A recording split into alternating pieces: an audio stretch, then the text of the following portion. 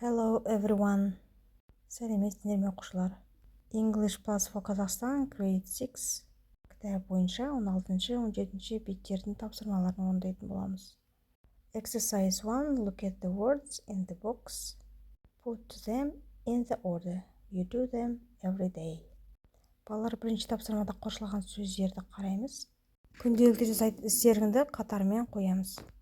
Бірінші get up, орнынан тұру, have a shower, душ қабылдау, have breakfast, таңғы ас ішу, get ready for school, сабаққа дайындалу, go to school, мектепке бару, go home, үйге бару, түскі тамағыңды ішу, do your homework, үй тапсырмасын орындау.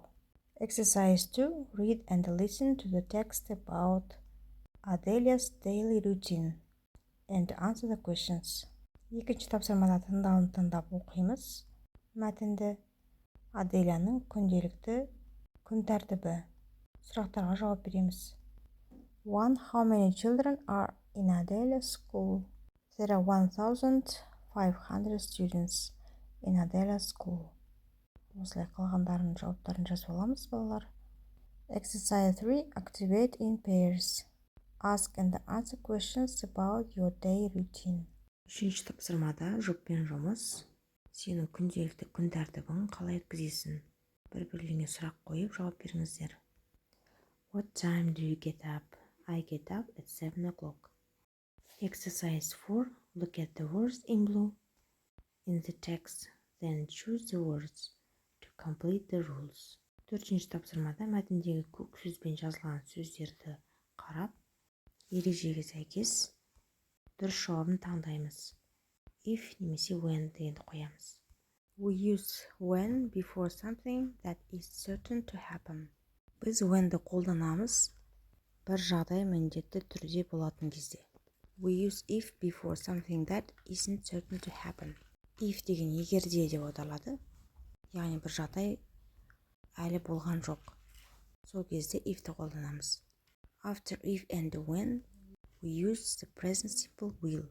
Егер if сөйлемнің басында келсе, біз present simple қолданамыз. Сөйлемде when кездескенде present simple қолданылады. Келесі тапсырма Adelia's daily routine. Мәтінді оқып аудар. Аделияның күн тәртібі. Аделиямен таныс болыңыз. Ол Алматы қаласындағы Панфилов атындағы Қазақстан-Ресей гимназиясының 6 сынып оқушысы. Бұл мектепте шамамен 1500 оқушы бар.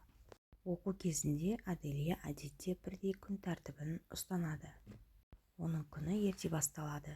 Ол әдетте таңғы сағат 7-де тұрады. Сосын душқа түседі.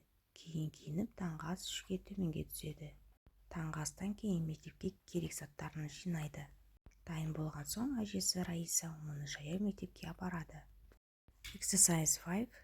Complete the sentence with if or when. Sometimes you can use both. Бесінші тапсырмада if немесе when деген сөзді тиісті жерге қоямыз. Кейде олар екеуі де қолданылады. 1. I usually sleep late, but when I wake up early, I go for a walk. Мен әдетте кешірек жатамын. Бірақ мен ерте тұрған кезде серуендеп келемін. Осылай қалғандарын жазып аламыз. Exercise 6. Look at the words in red in the text.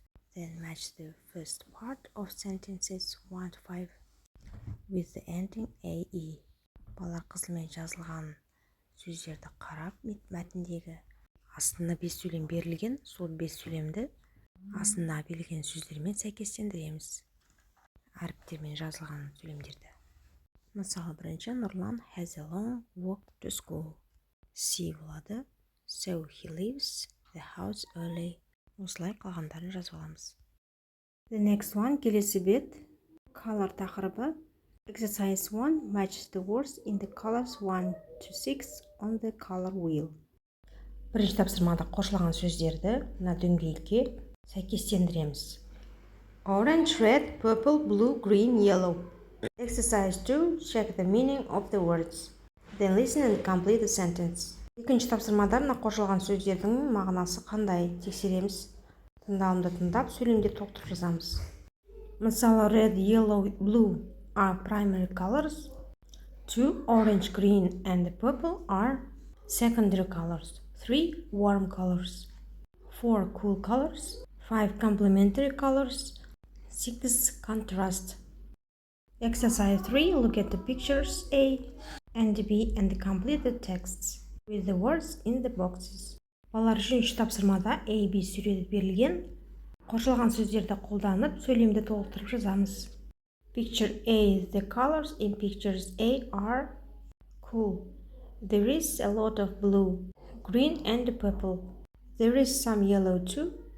There is a contrast between the yellow and the other colors. Осылай қалғандарын жазып аламыз.